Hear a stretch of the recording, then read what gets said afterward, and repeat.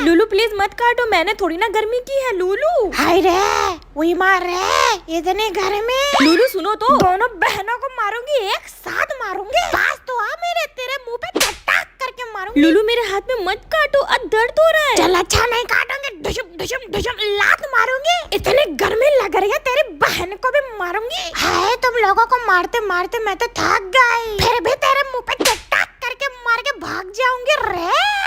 Lulu please मेरे पत्ते क्यों खा रही हो तुम, घर वाले डांटेंगे, छोड़ दो। हाय गर्मी, अरे बाबा रे मैं तो मर गई रे। मालकिन इतनी ज्यादा गरीब है कि ऐसे भी नहीं चलाती है।